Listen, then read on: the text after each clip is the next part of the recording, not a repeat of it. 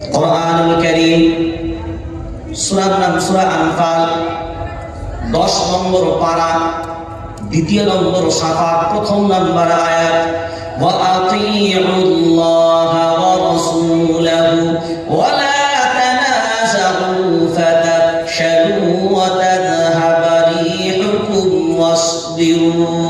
আল্লাহু আকবার বলেন। বাঘের বাচ্চার মতন বলেন, সিংহের সন্তানের মতন বলেন।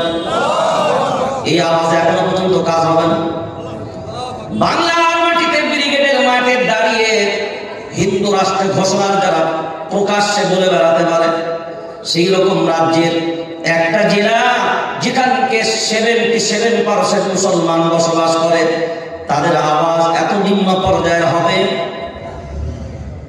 যারা বলেন সিংহের সন্তানের মতন বলেন আল্লাহু আকবার। কোরআনুল কারীম স্পষ্ট করে দিয়েছে। আজ যদি মুসলমান ভাবনা চিন্তা করে দেখতাম, সারা দুনিয়ার যত দেশ আছে একক সংখ্যার নিরিখে মুসলমানদের একক সংখ্যায় 57টা মুসলমান দেশ। একযোগে কয়টা? 57টা মুসলিম দেশ। এই 57টা মুসলিম দেশ এই পর্যন্ত শেষ না। 57টা মুসলিম দেশ তো নির্দিষ্টভাবে মুসলমান কান্ট্রি 57টা হওয়ার পরে সারা পৃথিবীর যত দেশ আছে, মরুপ্রান্ত হোক, পূর্ব থেকে পশ্চিম, উত্তর থেকে দক্ষিণ, যে দেশে আপনি যাবেন না কেন, পৃথিবীর মানচিত্রে এমন কোন দেশ নাই যে দেশের মাটিতে মুসলমান খুঁজে পাবেন না।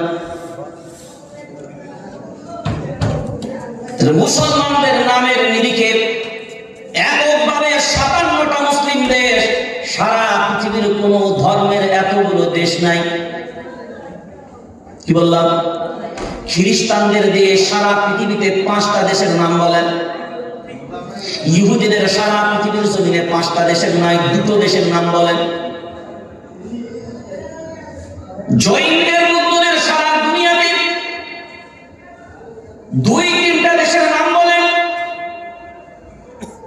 না, কারো জন্য নাই। মুসলমানদের একক সংখ্যায় 57টা মুসলমান দেশ।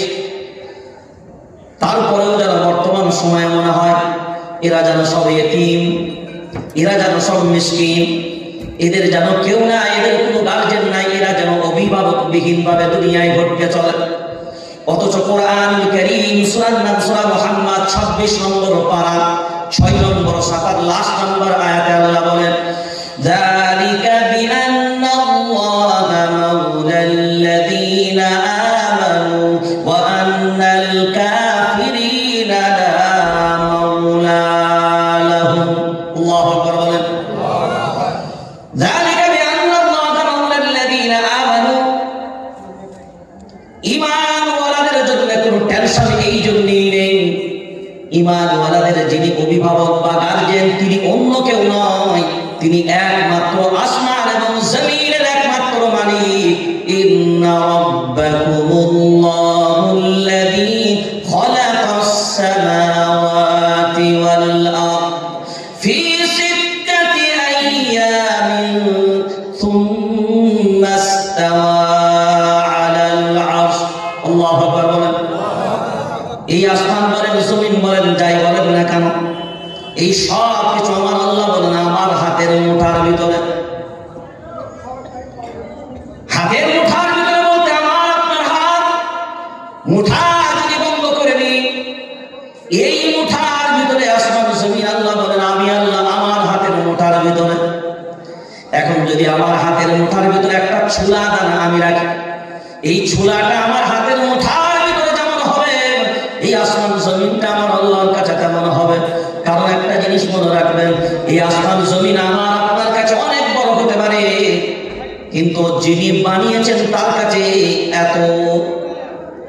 কারণ দুনিয়া আল্লাহ যখন থেকে বানিয়েছে আজ পর্যন্ত দুনিয়ার দিকে আল্লাহ ফিরে একবারের জন্যও তাকায়নি। বানিয়ে দিয়েছে মানুষের জন্য। এবার আপনি লক্ষ্য করে দেখেন, সেই আল্লাহ নিজেই বলছেন টেনশন তোমাদের কেন হবে, কারণ আমি আল্লাহ তোমাদের জন্য স্বীকৃতি দিলাম এমন একটা কিতাব থেকে। এই কথাটা আমি আল্লাহ বলছি, যে কিতাবের ভিতরে দাল্লা পরিমাণ কোনো ভেজাল খুঁজে পাওয়া যাবে না। সারা দুনিয়ার সব শক্তি যদি ঐক্যবদ্ধ হয় আর যদি কোরআনুল কারীমের মাঝখানে ভেজাল খুঁজতে যায়, মনে রেখে দেবেন একটা জিনিস, যারা ভেজাল খুঁজতে গেছে ওদের নিজেদের ভেজালের বেড়া জালে জড়িয়ে কোরআনের সংস্পর্শে এসে কোরআনের সামনে মাথা নত করা ছাড়া আর কোনো উপায় হয়নি। কারণ যদি আমরা লক্ষ্য করে দেখি, ইন্না আরাদনাল আমানাতা আলাস সামাওয়াতি ওয়াল আরদি ওয়াল জিবাল ফাআবাইনা আন ইয়াহমিলাহা ওয়া আশফাকনা মিনহা ওয়া হামালাহাল ইনসান ইন্নাহু কানা যালুমান জাহুলা। আল্লাহু আকবার বলেন। ওরে মুসলমান, এত সুন্দর বর্ণনা শোনার পরে তোমার জবান করে না কেন? এবার লক্ষ্য করে দেখেন, এই হাতে একটা ছোট্ট কিতাব, যদি আমরা দুনিয়ার দাড়ি পাল্লাই ওজন করি, এর ওজন কত হতে পারে? 1 থেকে 1.5 কিলো। কত ওজন? কত ওজন হবে? 1 থেকে 1.5 কিলোর মতন ওজন। অথচ আল্লাহ কোরআনের সাথে এবার দেখেন, মিলিয়ে দেখেন, এর ওজনটা আমার আপনার কাছে মনে হলো 1 থেকে 1.5 কিলো হবে। হ্যাঁ, আমার হাতে তেমনই মনে হচ্ছে, কিন্তু কোরআনুল কারীম বলেন এই কিতাব আল্লাহ যখন আসমানের উপরে দিতে চেয়েছিল, আসমান বলে না আমার পক্ষে সম্ভব না। জমিনকে দিতে গেল, জমিন বলে না সম্ভব না, আমার পক্ষে নেওয়া সম্ভব হবে না। পাহাড়কে যখন দিতে গেল, পাহাড় বলে না আমার পক্ষে সম্ভব হবে না। কারণ আমরা কম বেশি যারা একটু কোরআন সম্পর্কে বুঝি তারা সবাই জানি। আপনারা বহু জায়গায় বেড়াতে গেছেন না জানেন? বহু জায়গায় পাহাড়ের ঝর্ণা আপনারা দেখেছেন না দেখেননি? আওয়াজ দেন না। পাহাড়ের ঝর্ণা দেখেছেন না দেখেননি? বহু জায়গায় গেছেন না এমন ঘুরতে যেখানে পাহাড় থেকে ঝর্ণা ঝরে পড়ছে।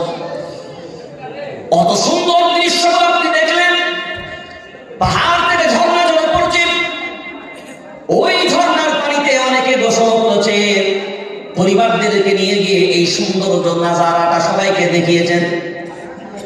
কিন্তু আপনারা কি কোনোদিন জানেন, কোনোদিন কি গবেষণা করে মূল্যায়ন করেছেন এই পাহাড় শুধু পাথর আর পাথর, এত সুন্দর স্বচ্ছ পানি এই পাহাড়ের ভিতর থেকে কেমনে বের হয়? সুম্মা কাসাত কুলুবুকুম মিন বাদি যালিকা ফাহিয়াকাল হিজারাতি আও আশাদ্দু কাসওয়া ওয়া ইন্না মিনাল হিজারাতি লামা ইয়াতাফাজ্জারু মিনহুল আনহার ওয়া ইন্না মিনহা লামা ইয়াশাক্কাকু ফায়াখরুজু মিনহুল মা وإن منها لما يهبط من خشية الله وما الله بغافل عما تعملون। الله أكبر। তোমরা দেখো পাহাড়ের ভিতর থেকে ঝর্ণাগুলো ঝরে, ওগুলো পাহাড়ের ঝর্ণা তোমাদের নজরে পড়ে, কিন্তু না না, ওই পাথরগুলো আল্লাহর ভয়ে কান্নাকাটি করে। ওই পাহাড় ভেদ করে আল্লাহর ভয়ে তাদের চোখ দিয়ে ওই পাথর ফেটে আমি আল্লাহ পানি বের করি। এই পানিগুলো তোমাদের নজরে তোমরা ঝর্ণার পানি বলো, কিন্তু ঝর্ণার পানি ওগুলো না। ওই পাহাড়গুলো আল্লাহর ভয়ে কাঁদতে কাঁদতে তাদের যে অশ্রুগুলো প্রবাহিত হয়, ওই অশ্রুগুলোই তোমাদের সামনে ঝর্ণার আকৃতিতে তোমাদের সামনে প্রবাহিত হয়। তোমরা মনে মনে ভাবো এত সুন্দর ঝর্ণার পানি আমরা গোসল করলাম। বহু সময় দেখবেন পাহাড় থেকে পাথরগুলো ভেঙে ভেঙে গুঁড়ো গুঁড়ো হয়ে উপর থেকে পড়ে। অনেক মানুষ মনে মনে ভাবে এই পাহাড় যদি ভেঙে গিয়েছিল, গুঁড়ো হয়ে পড়ে। না রে আল্লাহর গোলাম না, এই পাহাড়গুলো চূর্ণ বিচূর্ণ হয় শুধুমাত্র আল্লাহর ভয়ে ওই জন্য এই পাহাড়কেও যখন কোরআনুল কারীম দিতে যাওয়া হলো, এই পাহাড় বলল আমার পক্ষে সম্ভব নয়, সেটা অন্য কোনো কারণে নয়, একমাত্র এর ভয়ে। কার ভয়ে? আল্লাহর ভয়ে। কার ভয়ে? জোরে করে ভয়ে, আল্লাহর ভয়ে। এখন এই কোরআনুল কারীম নিলেন কারা? জোরে বলেন না, নিলেন কারা? মানুষ। নিলেন কারা? দিলেন কারা? মানুষ। দিলেন কারে? মানুষদেরকে। ও হামালাহাল ইনসান, কারা ধারণ করলো? কারা ধারণ করলো কিতাব? ও হামালাহাল ইনসান, ও হামালাহাল ইনসান, মানুষ ধারণ করেছে এই কিতাব। ওই জন্য আমরা কম বেশি সবাই জানি, মায়ার নবী মদিনাওয়ালা যখন হিরা পর্বতের ভিতরে ছিলেন, জিবরিল আলাইহিস সালাম আসলেন। আসার পরে এই বর্ণনা আমরা সবাই কম বেশি জানি। একটা শব্দ প্রথমেই মায়ার নবী মদিনাওয়ালাকে বলেছিলেন, কি কি শব্দটা? ইকরা। কি শব্দ? যারা বলেন ইকরা, পড়ো। কি পড়ো? যারা বলেন কি পড়ো? এই কোরআন। কি পড়ো? এই কোরআন। ইকরা বিসমি রাব্বিকাল্লাযী খালাক। এখন আপনি মনে মনে ভাববেন, এর পূর্বে কি দুনিয়াতে কোনো জ্ঞান ছিল না? এর পূর্বে কি দুনিয়াতে কোনো শিক্ষা ছিল না? এর পূর্বেও তো বহু আসমানি কিতাব এসেছে। 103 খানা কোরআনুল কারীমের পূর্বে আসমানি কিতাব এসেছিল। কয়খানা বললাম? 103 খানা। 4 খানা এই কিতাবকে নিয়ে, 4 খানা হলো বড় বড় কিতাব, আর 100 খানা হলো সাহিফা, ছোট ছোট কিতাব। এখন বিবেক দিয়ে দেখেন, তার আগেও তাদের জ্ঞানীরা ছিল, তার আগেও জ্ঞান ছিল, তারপরেও এই কোরআনুল কারীম দুনিয়ার জমিনে পাঠালেন। এই কিতাব এই জন্যই দেওয়া হলো, এই মানুষ যখন এইটাকে ধারণ করার ক্ষমতা রাখে, এই জন্যই না এদেরকে দেওয়া হয়েছে। পাহাড় বলে তুই কেন নিবি না? আমি আল্লাহর ভয়ে দিতে পারলাম না, কারণ এই কিতাব নেওয়ার পরে এর আমানত যদি রক্ষা করতে না পারি, এর আমানত যদি রক্ষা করতে না পারি, আমার আল্লাহর সামনে জবাব দেওয়ার মতন ক্ষমতা আমার নাই। আসমান এই জন্যই নাইনি, আল্লাহর ভয় নাইনি। এই কিতাব যদি আমি নিতাম, এর যদি আমানত আমি রক্ষা করতে না পারতাম, নিলেই হবে না। আমানত রক্ষা যদি করতে না পারি, খুব মনে রাখবেন, আমানতটা হলো একটা মারাত্মক শব্দ। আজ আমাদের দুনিয়ার জমিনে ইমানদার আর আমানতদারের পার্থক্য, মুনাফিক আর ঈমানের পার্থক্য আমানত নিয়ে আসে। যে কোনো প্রতিষ্ঠান চালাবেন, যদি আমানত ঠিক না থাকে, প্রতিষ্ঠান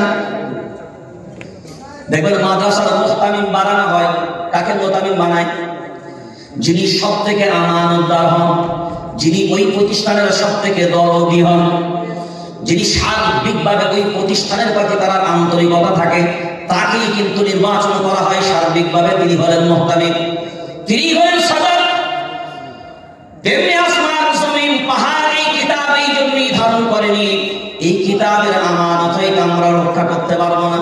আমরা যদি তালাশ করে দেখি, সূরা রহমান 27 নম্বর পারা, এটা আমরা সাধারণত প্রায় পড়ে থাকি এবং পড়ে থাকি। কোরআনুল কারীম এত সুন্দরভাবে সূরা রহমানটাকে সাজিয়েছেন। আমরা যদি প্রথমের কয়েকটা আয়াতকে একবার দেখি, এর ফায়সালাটা পরিষ্কারভাবে জানতে পারবেন। যেটা আল্লাহ নিজেই বলেছেন আর রহমান, তারপরেই বলেন আল্লামাল কোরআন, তারপরে বলা খলাকাল ইনসান। খুব মজার জিনিস, এখানে বোঝার ব্যাপার আছে। এখন আপনাদেরকে যদি জিজ্ঞাসা করি, বলেন কোরআন আগে নাযিল হয়েছে না মানুষ আগে এসেছে? মানুষ আগে এসেছে না কোরআন আগে এসেছে? জোরে বলেন, কে এসেছে আগে? মানুষ আগে এসেছে। কে আগে এসেছে? মানুষ আগে এসেছে, কোরআন পরে এসেছে। এখন চিন্তা ভাবনা করে দেখেন, প্রথমেই আল্লাহ বলেন আল্লামাল কোরআন, প্রথমে কোরআনকে নিয়ে আসলেন, তারপরে বলেন খলাকাল ইনসান। এখন আপনাদের লজিক বলেন, প্রথম আল্লাহ মানুষ বানিয়েছেন, তাহলে প্রথম হওয়া উচিত ছিল আর রহমান, খলাকাল ইনসান, তারপরে হতো আল্লামাল কোরআন। কিন্তু আল্লাহ বলেন না, আল্লামাল কোরআন খলাকাল ইনসান। এবার দেখেন, লক্ষ্য করেন কেন এই কথাটা বললেন, কেন এবার আগে কোরআন নিয়ে আসলেন, পরে মানুষকে নিয়ে আসলেন? অথচ লজিক বলছে প্রথম আমরা দুনিয়াতে মানুষ পেলাম, তারপরে আমরা কিন্তু কোরআন পেলাম। তার জবাব কিন্তু কোরআনুল কারীম দিয়েছে। ও হামালাহাল ইনসান, পাহাড় নিল না এই কিতাবকে, আসমান নিল না এই কিতাবকে, জমিন নেয়নি এই কিতাবকে, একমাত্র এই ভোলা মানুষগুলো নিল। এরা মনে মনে ভাব সাহসিকতার পরিচয় দিয়েছে, ঠিক কথায়, কিন্তু বর্তমান সময়ে যদি আমরা লক্ষ্য করে দেখি, এই কোরআন নিয়েছে ঠিক কথায়, কিন্তু যে ভয়ে পাহাড় আসমান জমিন নেয়নি, এখন আমরা যদি মূল্যায়ন করি এই কিতাবের আমানত কি আমরা রক্ষা করতে পেরেছি? জোরে বলেন। এবার বলেন যে কিতাবের আমানত রক্ষা না করতে পারার জন্য ভয়, আল্লাহর ভয়, আল্লাহর ভয়, পাহাড়গুলো চূর্ণ বিচূর্ণ হয়, এই পাহাড়গুলো কাঁদতে কাঁদতে তাদের ঝর্ণায় রূপান্তরিত হয়। ওরে মুসলমান, একদিনের জন্য ভাবলেন না। ওই জন্যই তো আল্লাহ কোরআনুল কারীমে একটা আয়াত দুই জায়গায় বর্ণনা করেছেন। সূরার নাম সূরা নিসা ৫ নম্বর পারা ১০ নম্বর সাফা। দ্বিতীয় কোন সূরার নাম সূরা মুহাম্মদ ২৬ নম্বর পারা ৮ নম্বর সাফার ভিতর আল্লাহ ক্লিয়ার করেছেন, আফালা ইয়াতাদাব্বারুনাল কুরআন। আল্লাহু আকবার বলেন। তোমরা তো নিলে ওয়া হামালাহাল ইনসান, আফালা ইয়াতাদাব্বারুনাল কুরআন। এই কোরআন সম্পর্কে কি তোমাদের অন্তরগুলো তালাবদ্ধ নাকি? এই কোরআন সম্পর্কে ভাবনা চিন্তা করো না? এই কোরআন সম্পর্কে তোমাদের চেতনা নাই? এই কোরআন সম্পর্কে তোমাদের ফিকির নাই? খুব যদি লক্ষ্য করে আমরা মূল্যায়ন করে দেখি, এক সময়তে নয়, আমরা সবসময়তেই বলে থাকি, বা আগে আমরা বলতাম, এখন সিস্টেমটা চেঞ্জ হয়েছে। আগে আমরা বলতাম পড়া লিখা না লিখা পড়া, দেখি বলেন, পড়া লিখা না লিখা পড়া, ধরে বলেন। আচ্ছা, এখন কি আছে? এখন লিখা পড়া না পড়া লেখা? এখন আর লিখা আছে বলে মনে হয়? এখন সব কি? এখন কি সব ভাই কম্পিউটার আর নতুবা এই বাপজি, হ্যাঁ এই বাপজি। মাশাআল্লাহ, এখন তো দ্বিতীয় ভাগের বানান, মাধ্যমিকের ছেলেকে যদি দ্বিতীয় ভাগের বানান দেওয়া হয় 36 খানা ভুল করে বসবে, কারণ ও তো বানান লেখার অভ্যাস নাই। ওর অভ্যাস হয়েছে ও দ্বিতীয় ভাগের বানান লিখলেও এখানে রেখে ২-৪টা অক্ষর লিখলে বাকিটা তো কম্পিউটার ও দিয়ে দেয়। বাকিটা কে দেয়? কম্পিউটার নিয়ে দেয়। একটা ছেলে ভূগোলের পরীক্ষা দিতে যাচ্ছে ক্লাস 7-এ। তাই বলছি, বাবা আজকে কি পরীক্ষা? বলে হুজুর আজকে ভূগোলের পরীক্ষা। তাই বলছি, তুই যে ভূগোলের পরীক্ষা দিবি তো আমাকে বল ভূগোল মানে কি? বলে হুজুর তা তো কোনোদিন পড়ি নাই। কিছু বুঝলেন? সে পরীক্ষা দেবে কিসের? ভূগোলে। তাই বলছি, ভূগোল এই শব্দের, এই বইয়ের যে নাম, এই নামকরণের অর্থটা কি সেটা তো প্রথমে বল। তো বলছে হুজুর তা তো কোনোদিন পড়া হয়নি। ও পরীক্ষা দেবে কিসের? ভূগোলের পরীক্ষা দেবে। ও ভূগোল এই শব্দের আবিধানিক অর্থই জানা নাই। আগে ছিল লেখা পড়া, আর এখন হচ্ছে পড়া লেখা। পড়ে টড়ে যদি সময় পায় তবে লেখালেখির ব্যাপারে ভাববো। আগেকার ক্লাস 4-5-এর ছাত্রছাত্রীরা তাদের হাতের লেখা দেখলে মাথা খারাপ হয়ে যায়, কি গো? আর এখন মাধ্যমিকের ছেলে লিখতে, লোকের সামনে লিখতে ভয় করবে। মাধ্যমিকের ছেলেরা মানে লোকের সামনে লিখতে পর্যন্ত তাদের ভয় হয়। এবার লজিকটা বোঝা দরকার। আউয়ালা মা খালাকাল্লাহুল খালকা আল কলম। মায়ার নবী মদিনাওয়ালা বলেন, আল্লাহ সর্বপ্রথম যেটা বানিয়েছেন তার নাম হলো কলম। অনেকেই বলে আউয়ালা মা খালাকাল্লাহু মিন নূরি। না, আউয়ালা মা খালাকাল্লাহুল খালকা আল কলম।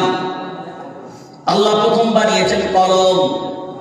অনেকেই বয়ান বক্তব্যের মাঝখানে বলে আল্লাহ প্রথম বানিয়েছেন নবীর নূর। এটা ভণ্ডদের ভাবনা চিন্তা। আউয়ালা মা খালাকাল্লাহুল খালকা আল কলম, আমি আল্লাহ প্রথম কলমকে বানালাম। কলমকে বানানোর পরে আমি আল্লাহ আদেশ করলাম উক্তুব, লিখতে থাকো, সব লিখো, যা যা আছে সব একবার থেকে লিখতে থাকো। তাহলে প্রথম আসলো লেখা। এতদিন পর্যন্ত লেখা চলতো, লেখা চলতো, লেখা চলতো, পড়া চলতো, লেখা চলতো। এবার দেখেন কোরআনুল কারীমের মতন আযমতময় কিতাব, যেটা কিয়ামত পর্যন্ত চলবে, এর পূর্বে আর কোনো কিতাব আসবে না, নতুন করে কোনো শরীয়ত আসবে না। আল ইয়াওমা আকমালতু লাকুম দীনাকুম ওয়া আতমামতু আলাইকুম নি'মাতি ওয়া রাদিতু লাকুমুল ইসলাম দীনা। আর নতুন করে কোনো দিনের সূচনা হবে না, দিনের ভিতরে আর কোনো নতুন করে সংযোজন হবে না, বিয়োজন হবে না। কমপ্লিটলি দ্বীন আল্লাহ কোরআনুল কারীমের মাধ্যমে আল্লাহ বিশ্ববাসীর জন্য রেখে দিলেন, আর বিশ্ববাসীর জন্য এই কোরআনুল কারীম কতদিন পর্যন্ত চলবে? এই জন্য কতদিন পর্যন্ত চলবে? 2026-এ মনে হয় এটা ডেট এক্সপায়ার করবে, 2050-এ। জোরে বলেন কতদিন চলবে? কিয়ামত পর্যন্ত চলবে, আর কোনো নতুন করে শরীয়ত আসবে না। এবার দেখেন, প্রথমে আল্লাহ বললেন কলম, তুমি লেখো। তাহলে প্রথমে পড়া না প্রথমে লেখা? জোরে বলেন, প্রথমে লেখা। এবার এখন আমরা করছি প্রথমে পড়া তারপরে লেখা, যার কারণে আমাদের লেখা পড়ার বরকত নাই, সব শেষ। ওই জন্য টেবিলে তলায় পয়সা দেওয়া ছাড়া চাকরির উপায় কাতলায়। হ্যাঁ, এখন তো সব ভদ্র হয়ে গেছে, উপর দিকে চলে, সব নিচের দিকে চলে। এবার লক্ষ্য করে দেখেন, কোরআনুল কারীমের মতন আযমতময় কিতাব, প্রথম যে বাক্যটা, প্রথম যে শব্দটা আল্লাহ দিলেন, প্রথমে ওই দিকে দিয়েছিলেন কলম লেখার জন্য। এবার আল্লাহ প্রথম যে শব্দটা দিলেন, সেটা প্রথম শব্দ আমলের সেটা আদেশসূচক বাক্য। প্রথমেই বললেন ইকরা। অনেক লেখাপড়া করেছিস, বিসমি রাব্বিকাল্লাযী খালাক, এবার তোমার রবের নামে পড়াগুলো বাকি আছে। অনেক দুনিয়ায় অনেক লেখাপড়া করলি, এবার তোর রবের নামে তুই পড়া শুরু কর। এই কোরআনুল কারীমে আমরা পেলাম পড়া আদেশ, আর লেখাটা একেবারে প্রথম থেকেই পেয়ে গেলাম লেখা। ওই ছিল লেখা আর পড়া, এই দুটোকে যদি অ্যাডজাস্ট করে নিয়ে চলতে পারতাম, আমরা প্রকৃতপক্ষে জ্ঞানী হতাম। আর আজকে আমরা উল্টো করে ফেলেছি, নিচেরটা উপরে আর উপরেরটা নিচে। আপনার লুঙ্গি গায়ে পড়েন না নিচে? যারা বলেন, একটা সময় দুনিয়াতে এমন ছিল, মানে ছোট্ট ছোট্ট মেয়েদের বিয়ে হতো, বাল্য মেয়েদের বিয়ে হতো, খুব ছোট ছোট মেয়েদের বিয়ে হয়ে যেত। তো তৎকালীন সময় তাদের মারা তাদেরকে শিখিয়েছে ভাসুরের সামনে মাথা খুলতে নাই। কি বলতে নাই? তার সামনে, ভাসুরের সামনে মাথা খুলতে নাই। ওরা কিন্তু ওইটাই মাথায় রেখে দিয়েছে, ভাসুরকে মাথা দেখাতে নাই। বাচ্চা মেয়ে 8 বছর 7 বছর এমন বয়স। এবার তখনই দেখতেন আমাদের আশেপাশে যে মক্তবগুলো ছিল, এক সময় আমরা দেখেছি, আজ থেকে পিছনের দিকে যদি যাই, সব মক্তবের বাচ্চা বাচ্চা মেয়েরা দেখতেন শাড়ি পরে মক্তবে আসে। কি বল? হ্যাঁ, তখন শাড়ির প্রচলনটাই আমাদের সমাজে বেশি ছিল। এবার ও বাচ্চা মেয়ে শ্বশুর বাড়ি গেছে, ওর মা যেহেতু শিখিয়ে দিয়েছে ভাসুর দেখলে মাথায় কাপড় দিবি। এখন হঠাৎ করে শাশুড়ির সামনে এসে বসে মোটামুটি বললে, কিছু কাঁদতে পারতে পারো? বলে হ্যাঁ পারি। বলে বটির সামনে বসেছে, হাতে কিছু একটা জোগাড় দিচ্ছে। হঠাৎ করে ভাসুর ঢুকেছে, ওর মায়ের কথাটা মনে পড়ে গেছে যে ভাসুর দেখলে মাথায় কাপড় দেওয়া লাগবে। এখন কাপড় তো চারিদিকে এমন পরে আছে, ও খুঁজে পায় না কোনটা কোথায় মাথায় দেবে, নিচেই তুলে চার ঢেকে দিয়েছে। কি বুঝতে পারলে কথা? ও কি পর্দা ওইটা বলে না যে আমি যে নিচের আমার অংশটা আরো ঢাকা জরুরি, ওর এটা মাথায় নেই। ওর মাথায় ছিল কি ভাসুরের সামনে মাথা খুলতে নাই। তাহলে নিচেরটা উপরে করলে বিপদ না মহা বিপদ? জোরে বলে, যদি বলেন ওটা বাচ্চা ছেলেদের দিলে, আমাদের দিলে দিলে হবে না। হ্যাঁ, মানে এই যে শ্রোতা আছে না, বহু মানুষ আছে দেখবেন বক্তার জলসার খুব পাগল। আবার কিছু বক্তার অনেকের শ্রোতা থাকে, তার পকেট শ্রোতা, মানে সে বক্তা যেখানে যাবে সে যাই বলুক সারা সারা রাত হলে সে সারা সারা রাতই বসে শুনবে। একটা ভক্তি ভালোবাসা এক সাইডে থাকে। তো এক বক্তা মানে এক শ্রোতা, সে যেখানেই জলসায় সে জলসা শোনে। তো জলসায় মোটামুটি হুজুরদের ফজিলত রয়েছে। এমনিতে নামাজ পড়লে যা স্বভাব আছে, জামাতে পড়লে 27 গুণ বেশি স্বভাব। আর যদি এমনি নর্মাল ভাবে যাই হোক না কেন, মিসওয়াক করে উযু করে নামাজ পড়লে 70 গুণ। তো তারপর আবার বলছে, যদি তোমার মাথাতে আবার পাগড়ি বাঁধতে পারো, আর পাগড়ি মাথায় বেঁধে যদি নামাজ পড়তে পারো, তো আরো স্বভাব। তো ও চেষ্টা করে যতদিন পারে মোটামুটি মাথায় পাগড়িও বাঁধে, মিসওয়াকও করে, জামাতও ধরে। একদিন কারণবশত বেটা মসজিদে গেছে, কিন্তু পাগড়ি বাঁধতে ভুলে গেছে, পাগড়ি আনতেও ভুলে গেছে, আর বাঁধতেও ভুলে গেছে। এবার মসজিদে গিয়ে দেখে জামাতের টাইম সন্নিকটে। এখন যদি বাড়িতে গিয়ে পাগড়ি আনি, তাহলে জামাতটা যাবে 27 গুণ পাবো না। ও দেখছে কিভাবে জামাতটাও না ছাড়ে, পাগড়িটাও না ছাড়ে, সবটা একসাথে মেটাবো। এটা ইলম না থাকার কারণে যেটা ঘটে সেটাই হলো বাস্তব। শুনে আমল করার এটা হচ্ছে বড় পরিণতি। তো অনেকক্ষণ ধরে চিন্তা ভাবনা করে দেখছে একটাই উপায় আছে, যেটা মোটামুটি এক ঢিলে দুই পাখি মারা যাবে, জামাতও হবে পাগড়িও হবে। তো ও বুঝে সুঝে নিচেটা লুঙ্গিটা খুলেছে, খুলে এবার মাথায়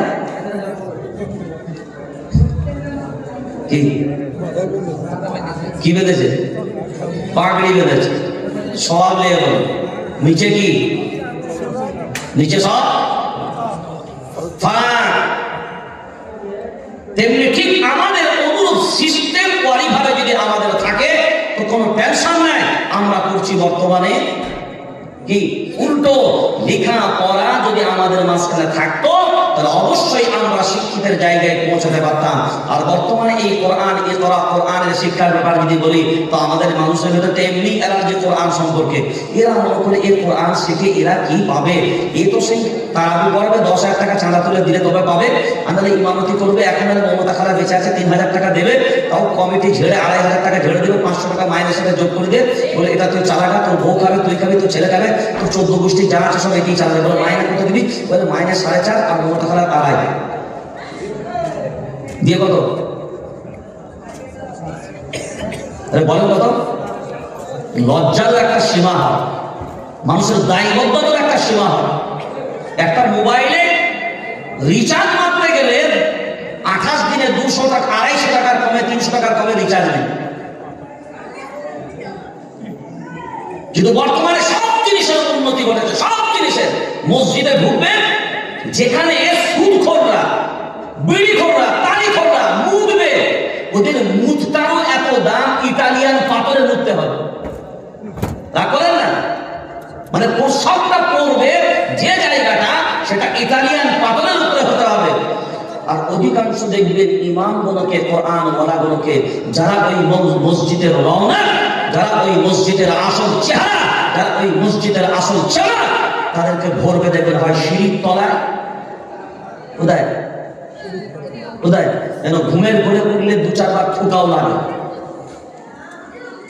হয় সিঁড়ির তলায় ঘুরবে। তাহলে যে জায়গাটা তার কোনো কাজে লাগবে না বেশিরভাগ ক্ষেত্রে, সে জায়গায় ঝুলিয়ে দিবে হয় কালির চা, পানি বলে হাঁড়ি ধর, নাহলে জগ দে অমুক জায়গায়, নাহলে পেপার দিয়ে খাটা, সব রকমের থাকবে। আর সুদখোর, গেঁজাখোর, ওইগুলো যেখানে পিশাব করবে ওটাও ইতালিয়ান চটচটে পাথর হতে হবে। তারপরে না কথা। আর ওই পাথরগুলো বসানোর জন্য ওই সুদখোরগুলো পিশাব করবে, তারা পিশাবের জন্য ওইগুলো জনগণের কাছ থেকে চাঁদা তুলে আদায় করবে। কোনোদিন তো এমন হলো না যে ইমাম সাহেবের ঘরটা খুব সুন্দর করব, তার জন্য কোনোদিন তো কালেকশন মসজিদে করলেন না। আমরা তো ইমামগুলোকে একদম ফটকে, আমরা তো বলি এ কথা, বা আমরা বেশিরভাগ ক্ষেত্রে বলিয়ে দিই, আরে যার নাই কোনো গতি সেই করে কি ইমামতি। আমরা যাই, তোদের নেই কোনো গতি, তাই তো করি আমরা মসজিদের ইমামতি। আমাদের দাঁড়াতে হয়নি এ দেশ ও জাতির ক্ষতি। আর ইনশাআল্লাহ আগামীতে গর্ব আমরাই এ জাতির উন্নতি। কারণ যদি আজকে ইমামরা মসজিদগুলো ছেড়ে দেয়, ইমামরা যদি ইমামতির জায়গায় না দাঁড়ায়, এই কোরআনওয়ালা যদি ছেড়ে দেয়, তো মনে রেখে দেবে মসজিদগুলো কি হবে? দিনে কয়বার ঝামেলা হবে? বলো কয়বার মারামারি হবে? ও বলবে ও নামাজ পড়ালে আমি পড়বো না, কারণ ওর বইয়ের সাথে আমার বইয়ের মুরগিরে ঝগড়া হয়েছে। ও নামাজ পড়ছে, আমি কি করে পড়বো? ও তো বেটা এক্ষুনি আমাকে গাল দিয়ে এলো, ওর পিছনে নামাজ। যারা বলেন দিনে 5 বার মারামারি মসজিদগুলোতে হতো। ওরে মুসলমান, একদিনের জন্যও ভাবলেন না ইমামদের সম্মান ওই জায়গা থেকে নয়। ইমামদের সম্মানের জায়গাটা আপনি দেন বা না দেন, আল্লাহ কুরআনুল কারীমের মাধ্যমে দিয়েছে। কারণ এরাই হলো প্রকৃত কুরআনওয়ালা। মায়ার নবী মদিনাওয়ালা বলেন আল ইমামু দামিনুল, ইমামরাই হলো জিম্মাদার, ইমামরাই হলো জিম্মাদার। আর এই ইমামরা যা তা নরমাল ব্যাপার নয়। ইন্নামাল উলামা ওয়ারাসাতুল আম্বিয়া। মায়ার নবী মদিনাওয়ালা বলেন একমাত্র দ্বীনের নেতৃত্ব দেওয়ার দায়িত্ব আমি আল্লাহ। মায়ার নবী মদিনাওয়ালা বলেন একমাত্র দ্বীনের দায়িত্ব দেওয়ার দায়িত্ব, নেতৃত্ব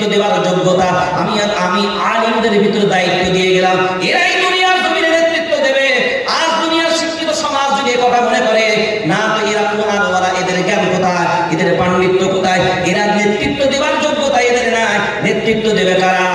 আমাদের মতন মেরে খাওয়া হবে যারা। সুদের বেলায় নাম্বার 1, ঘুষের বেলায় নাম্বার 1, খুনের বেলায় নাম্বার 1, দলের বেলায় নাম্বার 1, সব অপরাধের জগতের সাথে মিলিত থাকবে।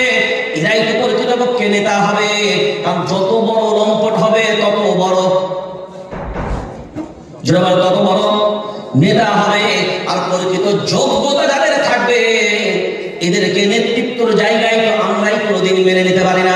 আপনার সমাজে প্রত্যেকটা মসজিদের ইমাম আছে, সবাই তো কোরআনের ইলম অধ্যয়ন করেছে।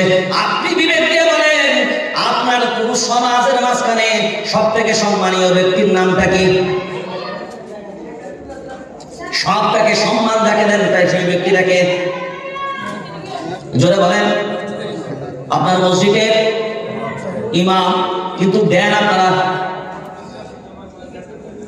অথচ আল্লাহর নবী বলেছেন আল ইমাম দামিন, ইমামরাই হলো তোমাদের জিম্মাদার। কারা জিম্মাদার? জোরে বলেন। ইমামরাই হলো তোমাদের জিম্মাদার। আর ইমামদের ব্যাপারে ভাবনা চিন্তা তোমাদের এই জন্যই নাই। তোমরা বলেন না কোরআন মানি, নবী মানি, আল্লাহ মানি, মিথ্যার ভাওতা দেবার আর কোনো অপশন নাই। কারণ একটা জিনিস মনে রেখে দিবেন, ওয়াইদিবতালা ইব্রাহিম রাব্বুহু বিকালিমাতিন فأتمهن قال إني جاعلك للناس إماما। الله أكبر। সময় নেই এর তাফসীরটা যদি বিস্তারিত মানুষের সামনে ধরে ধরা হতো। মনে রেখে দেবেন ইব্রাহিম আলাইহিস সালাম যে আমল করেছেন, যে কাজই করেছেন, আল্লাহ সবথেকে বেশি সন্তুষ্ট হয়েছে যে কাজ করেছেন, যে আমল করেছেন। যার কারণে ইব্রাহিম আলাইহিস সালাম কয়টা লাকাব পেয়েছেন? একদিকে তিনি পেলেন খলিলুল্লাহ। কি পেলেন? খলিলুল্লাহ, তিনি আল্লাহর বন্ধুর লাকাব পেলেন। তারপরে তিনি বলেন বিল্লাতা আবিকুম ইব্রাহিম ওয়া সাম্মাকুমুল মুসলিমিন, মুসলিম জাতির পিতার লাকাব তিনি পেয়ে গেলেন। তারপরে তিনি নবুয়ত পেলেন, নবী হলেন। সব তার কাজ কুরবানি টুরবানি যা কিছু করলেন সবকিছুর পরে যখন আল্লাহ অনেক সন্তুষ্ট হয়ে গেলেন, আল্লাহ সন্তুষ্ট হওয়ার পরে বলেন ইব্রাহিম তুমি যা কাজ করেছো আমি আল্লাহ সন্তুষ্ট, তোমাকে আমি আল্লাহ পুরস্কার দিতে চাই, আমি তোমাকে পুরস্কৃত করতে চাই, এই পুরস্কারটা আমি আল্লাহ তোমাকে দিতে চাই। এখন ভাবনা চিন্তা করেন পুরস্কার কে দেবেন? জোরে বলেন। আল্লাহ দিবেন পুরস্কার। এখন আল্লাহ পুরস্কার দিবেন, পুরস্কারটা কেমন হবে? 2-4-5 টাকা দামি হবে। কথা বলেন না।